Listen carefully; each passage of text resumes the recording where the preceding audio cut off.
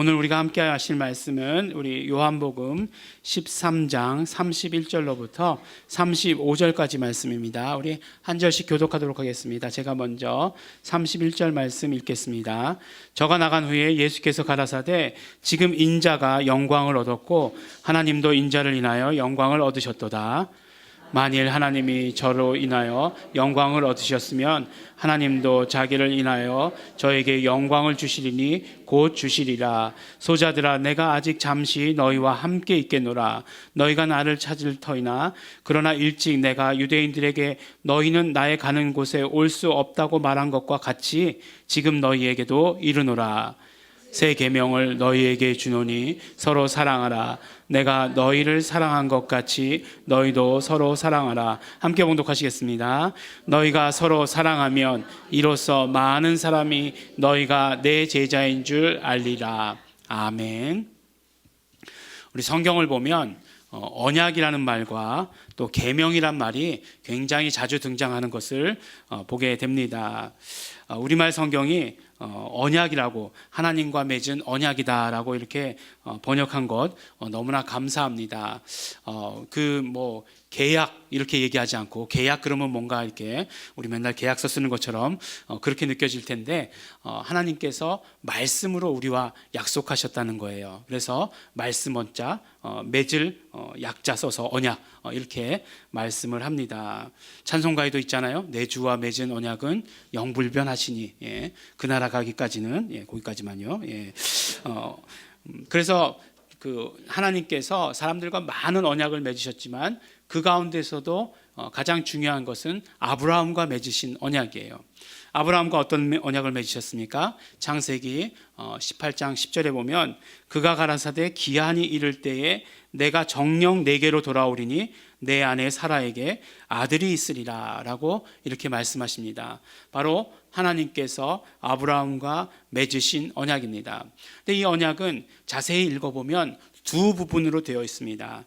우리 성경 번역이 한 문장으로 되어 있으니까 우리는 늘 생각하기를 하나라고 이렇게 생각해요.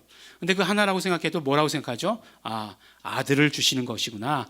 바로 하나님께서 언약하신 것, 아들을 주시는 약속이다라고 이렇게 생각을 합니다. 근데 성경을 자세히 읽어보면 두 부분으로 되어 있어요. 첫 번째 약속은 무엇이냐면 기한이 이를 때에 정녕 내가 내게로 돌아오리라 라고 하시는 말씀과, 두 번째 약속이 바로 내 아내 사라에게 아들이 있으리라 라고 하시는 그 약속입니다. 그렇기 때문에 사실 하나님께서 약속하신 이 언약에서 중요하고 강조해야 될 것은 무엇이냐면 하나님께서 아브라함에게 오신다는 것이에요. 내가 내게 오리라 라고 하시는 그 약속입니다. 이게 왜 더 중요한가 하는 것은, 아들을 주신다라고 하는 것은 어떤 의미냐면 하나님께서 아브라함에게 오셨다라고 하는 것을 증거하는 것이다 라고 말씀하는 것이에요. 사실 그렇지 않습니까? 하나님은 우리 눈에도 보이지 않고 우리가 만질 수도 없는 분이에요. 구약에서는 오히려 하나님을 눈으로 보면 그런 눈으로 본 자들은 다 죽었다라고 이렇게 되어 있어요. 그렇기 때문에 하나님께서 오셨다, 아브라함에게 오셨다라고 하는 것을 어떻게 알 수 있느냐? 그 증거가 무엇이냐? 그 증거로서 사라에게 아들이 있을 것이다 라고 이렇게 말씀을 해주시는 것이에요. 그러니까 분명히 알아야 되죠. 아들이 중요합니까? 아니면 하나님이 오셨다는 게 중요합니까? 네. 이렇게 이런 반응이면 안 돼요. 하나님이 오셨다는 게 중요하죠. 근데 우리는 지금 이 시대가 너무너무나 눈에 보이는 것만을 강조하는 그런 시대가 되어버렸어요. 오늘이 12월 첫째 주죠. 첫째 주니까 대강절 이제 첫 번째 주가 시작되는 날입니다. 그래서 이제 교회 들어오시면서 뭔가 반짝반짝반짝하는 게 많아졌다 그렇게 느끼시죠? 크리스마스 트리도 하고 이렇게 앞에도 붙이고 이렇게 옆에도 갖다 놓고 그랬구나 이렇게 아직도 못 보신 분들이 있을지도 몰라요. 헌금함 옆에도 등이 있네 이런 거 나가시다 보시면 보시면 됩니다. 네, 뭐 그런 것들, 그런 거 생각하면서 이런 거 만들면서 어떤 생각이 들었냐면, 예수님 오시는 거 이렇게 준비하면서 기다리면서 이 눈에 보이는 거 이게 반짝반짝한 거 이런 것만 신경 쓰는구나. 저 스스로에게도 그런 생각이 들었어요. 뒤에 이게 불 켜놓는 게 무슨 의미가 있을까? 설교 시간에 나 안 쳐다보고 이거 쳐다보겠지. 뭐 그런 생각도 하면서 이거 뭐 해야 되나 말아야 되나? 뭐 그런 생각. 근데 너무나 지금 이 세대가 눈에 보이는 것이 중요한 세대가 되어버렸어요. 그래서 하나님의 약속, 하나님의 언약 이런 것들을 이야기할 때도 눈에 보이는 것이 더 중요해요. 하나님이 나와 함께 하시는 것보다 당장 그냥 오늘 뭐 그냥 돈벼락을 맞게 하여 주시옵소서. 그게 눈에 보이면 하나님께서 계신 증거로 알겠습니다. 오히려 이렇게 얘기하는 사람들이 훨씬 더 많다는 거죠. 하지만 중요한 것은 하나님이 함께 하신다는 것, 이게 중요한 것이에요. 적어도 우리 예일중학교 성도 여러분들은 하나님께서 우리와 함께 하시는 것이 가장 중요하다라고 하는 것 늘 잊지 마시기 바랍니다. 그래서 아브라함이 그것을 믿었기 때문에, 그래도 다행히 그것을 믿었기 때문에 아브라함을 믿음의 조상이다라고 이렇게 얘기합니다. 마태복음 1장 1절에 보면 아브라함과 다윗의 자손 예수 그리스도의 세계라 라고 이렇게 말씀을 시작하고 있는데, 바로 믿음의 조상으로서 아브라함이 이렇게 등장하는 것 너무나 감사한 것이에요. 아브라함이 정말로 하나님의 오심을, 하나님의 함께 하심을 믿었기 때문입니다. 이렇게 하나님께서는 아브라함과 언약을 맺으시고 아브라함과 맺으신 언약은 그대로 이루어졌죠. 하나님께서 약속하신 그런 모든 언약이 다 이루어진 것입니다. 그렇지만 하나님께서 아브라함과 맺으신 언약이 이루어지긴 했지만 이 언약을 보면 더 큰 무엇을 향해서 나아가고 있는 것을 우리가 보게 되는 것입니다.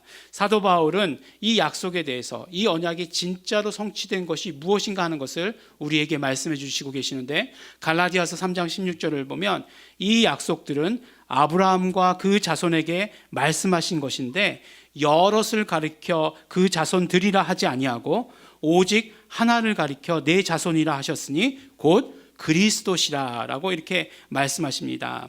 그러니까 사도 바울은 뭐라고 말씀하시냐면, 하나님께서 아브라함과 세우신 언약의 완성은 누구신가? 바로 예수 그리스도시다라고 이렇게 말씀하신 것이에요. 그래서 그 자손들이라 복수로 얘기하지 않았다는 것이에요. 오직 하나, 단수로 말씀하셨으니 그것은 바로 예수 그리스도를 말씀하는 것이다 라고 말씀해 주신 거예요. 그래서 아브라함과 맺은 언약의 완성으로 예수 그리스도는 이 땅에 오신 것입니다. 이쯤에서 그러면 다시 한번 우리가 생각해 봐야 되죠. 아브라함과 맺은 언약의 내용이 무엇이라고요? 아브라함과 맺은 언약은 바로 하나님께서 오신다는 것, 그리고 하나님께서 함께 하신다는 것이 아브라함과 맺은 언약의 핵심이라고 말씀드렸어요. 그러니까 예수 그리스도께서 오셨다는 것 무슨 의미입니까? 하나님이 오셨다는 것이고, 또 임마누엘이라고 하셨으니까 예수님께서 우리와 함께 하신다라고 하시는 것이에요. 그러니 얼마나 완벽한 하나님의 언약의 완성인가 하는 것이에요. 그렇기 때문에 아브라함은 그 표로서 이삭을 받았지만 우리는 하나님의 언약의 완성의 표로서 예수 그리스도를 받은 것이에요. 하나님의 언약의 완성은 우리 예수 그리스도를 받는 것입니다. 이것이 너무나 우리에게 감사한 일이죠. 언약 너무나 참 좋은 것이에요. 믿음의 조상 아브라함이라고 했을 때 사실은 이 언약을 아브라함에게 집중해서 보는 경우가 너무나 많이 있어요. 그렇지만 언약은 철저히 그 약속하신 하나님을 기준으로 해서 보아야 됩니다. 만약에 아브라함에게 집중해서 그 언약을 보면 사실은 갸우뚱할 부분이 너무나 많이 있어요. 무슨 말이냐면 아브라함도 마찬가지로, 우리와 마찬가지로 그냥 아들이라고 만약에 생각했다라고 한다면, 그 언약의 핵심이 이삭이다라고 생각했다면 정말 중요한 일이 있어요. 뭐냐면 이삭을 얻기 위해서는 절대로 사라가 있어야 돼요. 절대로 사라가 있어야 되는데, 그런데 어떻게 합니까? 팔아먹잖아요. 그것도 한 번이다 그러면 실수다 그럴 수 있을 거예요. 근데 뭐 몇 번이나 그럽니까? 2번이나. 성경에 기록되지 않은 것도 있을지 또 알지도 못한 일이죠. 뭐 그런 일들 참 많이 하게 됩니다. 그런데도 불구하고 이런 일들 성경에 좀 기록 좀 안 했으면 좋겠다라는 생각이 들어요. 예? 아니 믿음의 조상이라고 했는데 믿음의 조상의 업적이 아내를 2번이나 팔아먹은 것이다. 이렇게 되면 너무 창피하잖아요. 누구한테 가서 얘기하기도. 위인전기 같은 데는 그런 거 다 안 쓰잖아요. 그런 거 다 빼버리고 나쁜 얘기는 빼버리고 좋은 얘기만 쓰잖아요. 혹시 나쁜 얘기다 할지라도 좋은 얘기가 될 만한 걸 쓰는 거지 정말 진짜로 나쁜 얘기는 안 쓰는 거잖아요. 이건 뭐 어떻게 회복할 수 없는 나쁜 얘기 아니겠어요? 요새 같은 때에. 예. 요새 같은 때에 아브라함 믿음의 조상하면 거부하자라는 운동이 일어날지도 모르겠어요. 예. 그런데 이것을 성경에 기록한 이유가 있어요. 성경에 기록한 것은 무슨 말씀이냐면 하나님께서 아브라함과 맺은 언약은 아브라함이 어떠하든지 상관이 없으시다는 거예요. 하나님께서 일방적으로 이루어 가신다는 말씀입니다. 그래서 하나님께서 일방적으로 이루어 가시기에 아브라함이 무슨 일을 했어도 이삭을 받았어요. 이삭이 끝이 아니고 바로 예수 그리스도까지 연결되는 거죠. 예수 그리스도를 보내신 것이 언약의 완성이지만 그러나 이 언약이 이루어지는 것을 위해서 인간은 그 어떤 일도 하지 않았다는 것이에요. 무엇을 한 것이 없다는 것입니다.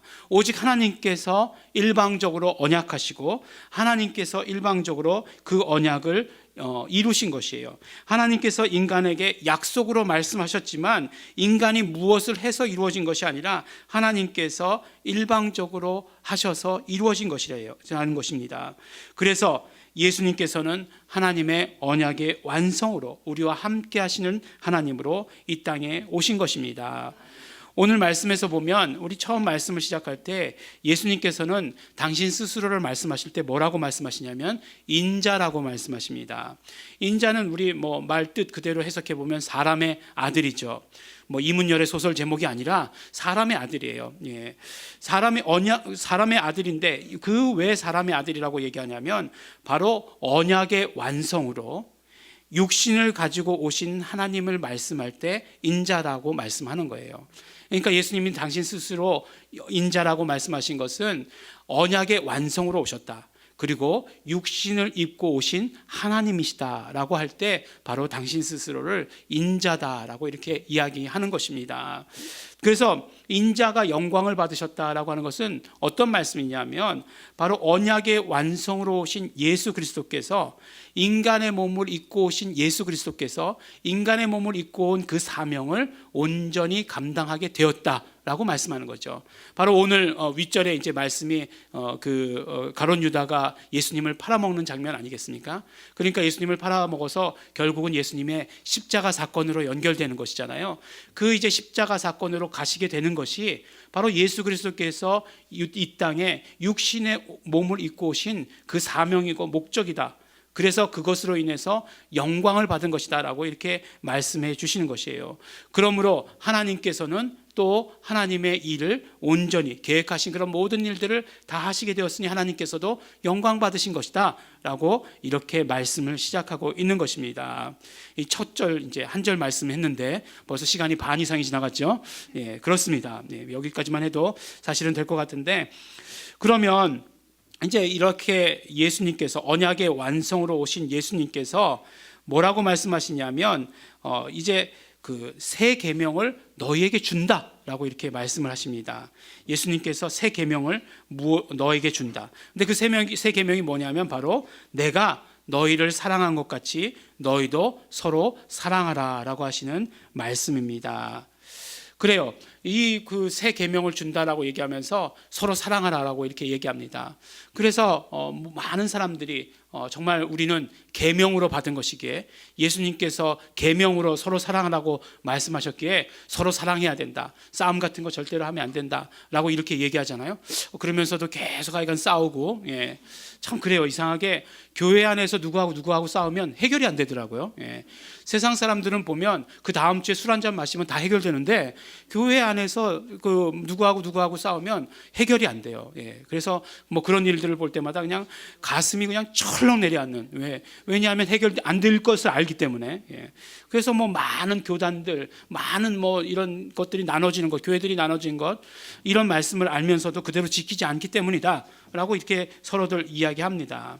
근데 오늘 그렇기 때문에 정말 이 예수님께서 주신 새 계명이 무엇을 의미하는지에 대해서 우리가 확실히 알기를 원해요. 계명이라고 얘기하면 요한복음에서 굉장히 많이 말씀합니다.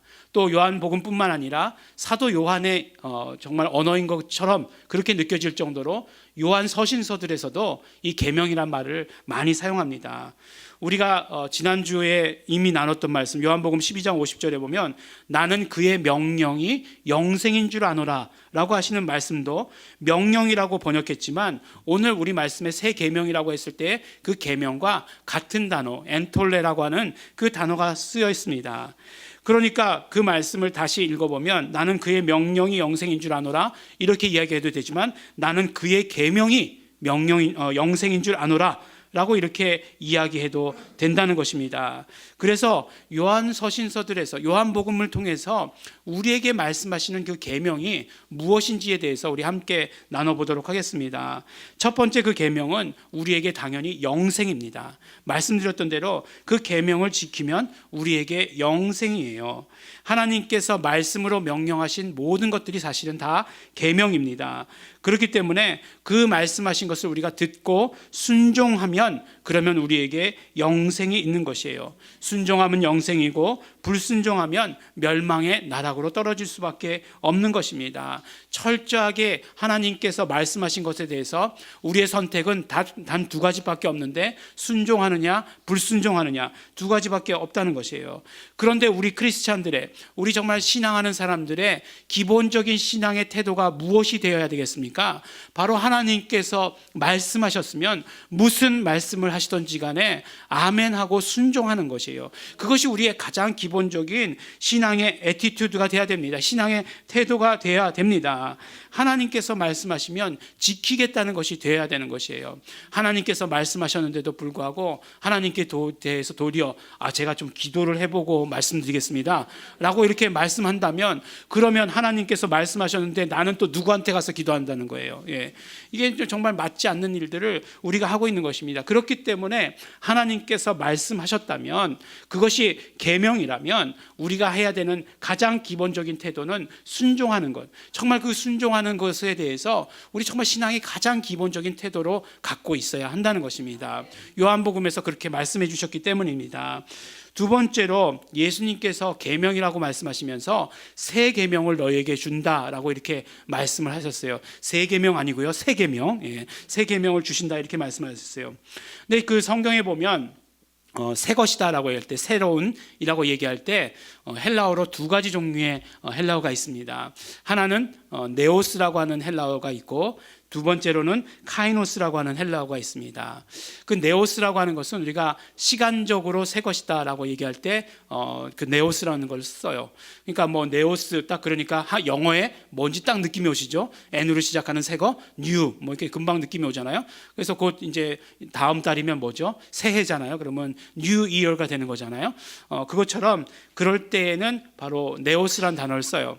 그런데 뭔가 이렇게 질적으로 존재적으로 이렇게 완전히 새로운 것이 되었다라고 할 때는 어떤 단어를 쓰냐면 바로 카이노스를 씁니다. 근데 오늘 말씀에 새 계명이라고 할 때는 카이노스 엔톨레라고 해서 바로 새로운 카이노스를 쓰는 것을 보게 되는 것이에요. 그런데 왜 이렇게 말씀드리냐면 이게 새 계명인가? 라고 하는 의문이 들었기 때문에 이렇게 말씀을 드리는 거예요. 뭔가 질적으로 본질적으로 다른 계명이라고 그랬는데 그러면 예수님께서 유일하게 말씀하신 것인가? 라는 것을 생각해 보았을 때 사실은 그렇지 않다는 거예요. 이 계명, 예수님께서 서로 사랑하라라고 하신 계명은 구약에 있어서도 이미 여러 번 말씀하신 거예요. 우리 모세오경을 보면 정말 너무나 자주 나와 있고 시편을 봐도 너무나 많이 나와 있어요. 레위기 19장 18절에 이렇게 말씀하죠. 원수를 갚지 말며 동포를 원망하지 말며 이웃 사랑하기를 내 몸과 같이 하라. 나는 여호와니라. 라고 이렇게 말씀하세요. 그러니까 뭐 오늘 말씀하신 것과 다르지 않죠. 서로 사랑하라는 말씀과 서로 다르지 않아요. 그러면 이렇게 얘기할 수 있을 것 같아요. 예수님께서 말씀하신 계명이 구약에 있었던 옛 계명이지 새 계명은 아니지 않습니까? 옛 계명을 리바이벌해서 말씀하신 것이지 새 계명은 아니지 않습니까? 라고 이렇게 이야기할 수 있을 것 같아요. 그런데도 불구하고 사도 요한은 새 계명 서로 사랑하라고 하는 것을 여러 번 말씀해 주시고 계시는 것이에요. 왜 새 계명이라고 얘기했을까? 라고 하는 것. 근데 우리가 정말 이 새 계명이라고 말씀하신 이 계명의 의미를 우리가 이해하지 못하면 그냥 그게 옛 계명이었지 왜 새 계명이냐 이렇게 얘기할 수밖에 없어요. 구약에 있는 계명과 신약에서 예수님께서 말씀하신 계명을 같은 위치에 놓고 보면 그럴 수밖에 없다라고 한다는 것이에요. 하지만 결론부터 말씀드리면 예수님께서 우리에게 명령하신 그 계명은 완전히 새 계명이라는 것이에요. 그 내용부터가 완전히 새로운 완전히 본질이 다른 그것이다라고 하는 것을 우리에게 말씀해 주신 것입니다. 그러면 계명이 무엇이냐? 요한 서신서들에서 그 계명이 정확하게 무엇을 의미하는지, 그 계명을 지킨다는 것이 우리에게 무엇을 의미하는지 정확하게 말씀해 주세요. 요한일서 3장 23절에 이렇게 말씀하십니다. 그의 계명은 이것이니. 이런 성경 너무 좋아요. 정확하게 그냥 딱딱 떨어지게 말씀해 주시는 거 너무 좋아요. 그의 계명은 이것이니 뭐라고 말씀하시냐? 곧 그의 아들 예수 그리스도의 이름을 믿고 그가 우리에게 주신 계명대로 서로 사랑할 것이다 라고 말씀하세요. 그러니까 두 가지를 말씀해 주시잖아요. 새 계명이 서로 사랑하라는 말씀인 것은 변함이 없어요. 그런데 그 말씀 앞에 뭐라고 말씀하시냐면 하나님의 아들 예수 그리스도의 이름을 믿는 것이 계명이다 라고 이렇게 말씀하세요. 왜 예수 그리스도의 이름을 믿는 것이 계명인가를 24절에 말씀하시는데 그의 계명들을 지키는 자는 주 안에 거하고 주는 저 안에 거하나니 우리에게 주신 성령으로 말미암아 그가 우리 안에 거하시는 줄을 우리가 아느니라 라고 이렇게 말씀하고 계세요. 그러니까 계명의 본질이 뭐예요? 계명을 지킨다고 하는 것의 본질이 무엇입니까? 계명을 지킨다라고 하는 것의 그 본질은 무엇이냐면 아버지가 내 안에 내가 아버지 안에 있는 것 같이 너희가 내 안에 내가 너희 안에 있는 것을 너희가 알리라 라고 말씀하신 그것이 이루어지는 것이 바로 계명의 본질이에요. 어떻게 하면 그렇게 될 수 있느냐? 바로 하나님의 아들 예수 그리스도의 이름을 믿는 것, 그리고 사랑하는 것, 서로 사랑하는 것이다. 그렇게 되면 이렇게 되는 것이에요. 그러니까 구약의 계명은 어떻게 보면 윤리적이고 도덕적인 계명이에요. 윤리적이고 도덕적인 것에 대해서 절대로 거부하는 것 아닙니다. 윤리적이고 도덕적이어야 해요. 우리 크리스찬들은 정말 신앙을 가지고 있는 사람들이기 때문에 어떤 사람들보다 더 윤리적이어야 되고 어떤 사람들보다 더 도덕적이어야 되는 것 맞습니다. 그런데 정말 예수님께서 말씀하신 이 계명의 본질이 무엇인가 하는 것이에요. 우리가 잘 알듯이 요한복음 13장부터 요한복음 17장까지는 뭐라고 얘기하냐면 예수님의 유언과도 같은 말씀이다라고 이야기하는 것이에요. 유언이라고 하는 것은 무엇입니까? 곧 죽으신다라는 얘기잖아요. 물론 예수님께서는 죽으심으로 끝나지 않아요. 죽고 부활하시고 그러나 승천하셨죠. 결국 유언이란 말은 어떤 의미냐면 예수님께서 더 이상 이 땅 가운데 육신으로 계시지 않는다는 것이에요. 그런데 되고 예수님께서 제자들에게 말씀하세요. 근데 예수님은 언약의 완성이세요. 그러니까 하나님이 함께 하신다라고 하신 그 약속의 완성이신데 그 약속의 완성이신 분이 언약을 하시는 것이 계명을 주시는 것이에요. 우리에게 계명을 주시는 것이에요. 그 계명의 내용이 무엇이냐? 함께 하게 될 것이다 라고 하는 것이에요. 어떻게 하면 이 약속을 지키면 너희가 내가 말하는 것을 지키면 함께 하게 될 것이다 라고 하는 것을 이야기해 주시는 것이에요. 그러니까 계명이라고 하는 것은 무엇이냐면 결국 언약의 연속인 것이에요. 예수님께서는 언약의 완성으로 오셨고 그 언약이 계속해서 너희들 가운데 적용되기 위해서 어떻게 해야 되느냐? 그래서 그 적용되게 하기 위해서 계명을 주셨고 그 계명을 우리가 지키면 그 약속하신 언약이 계속해서 이루어지는 삶, 하나님께서 우리와 함께 하시는 것을 계속해서 경험하는 삶을 살게 될 것이다라고 요한은 말씀하는 것이잖아요. 계속해서 이 계명을 지키면 그 계명의 의미가 무엇이냐? 주가 내 안에 내가 주 안에 있는 것을 알게 될 것이다. 예수님께서 요한복음을 통해서 말씀하셨던 그 모든 것들이 그대로 경험되어지게 될 것이다라고 말씀하는 게 되는 것인가? 아니에요. 이 말씀이라고 하는 것입니다. 그렇기 때문에 예수님께서는 뭐라고 말씀하시냐면 내가 언약의 완성으로 이 땅에 왔다. 인자가 왔다. 이렇게 말씀하시잖아요. 그리고 바로 그 언약의 완성으로 너희에게 계명을 준다. 새 계명을 준다. 그러니까 지금까지는 단순히 어떤 도덕적으로 윤리적으로밖에 해석할 수 없었어요. 이웃을 사랑해라 라고밖에 해석할 수 없었지만 그러나 이제는 예수님께서 말씀하신 이것의 본질은 무엇이냐? 함께 한다. 내가 너희와 함께 한다. 함께 하자 라고 하시는 그런 어떤 말씀이 되는 것입니다. 그래서 그 이름을 믿고 그 이름을 부르고 그 이름을 사랑하는 것이 먼저고, 그리고 서로 사랑하라라고 말씀해 주시는 것이에요. 근데 사랑의 본질이 무엇입니까? 서로 사랑의 본질이 무엇이에요? 사랑의 구체적인 실천이 무엇입니까? 바로 구원자 되신 예수 그리스도를 이웃들에게 알리는 것 아니에요? 전하는 것 아니에요? 예수 이름을 알리고 전하고 부르게 하는 것, 이것이 이웃 사랑의 본질이라고 하는 것입니다. 우리가 예수 그리스도와 하나 되어서 완전해진 것 같이, 그렇게 우리의 이웃도 예수 그리스도와 하나 되어서 완전케 하도록 하는 것, 그것이 이웃 사랑의 가장 제일 핵심이 되는 본질이다라고 말씀해 주신 것이에요. 그렇기 때문에 우리가 그렇게 해야 되기 때문에 이웃을 용서해야 되는 것이에요. 그렇기 때문에 우리가 이웃을 용납하고 품어줘야 되는 것입니다. 그 사실을 알게 될 때까지, 예수 안에 들어와서 완전하게 될 때까지 기다려주는 것이고, 용서하고 용납하고 품어줘야 하는 것입니다.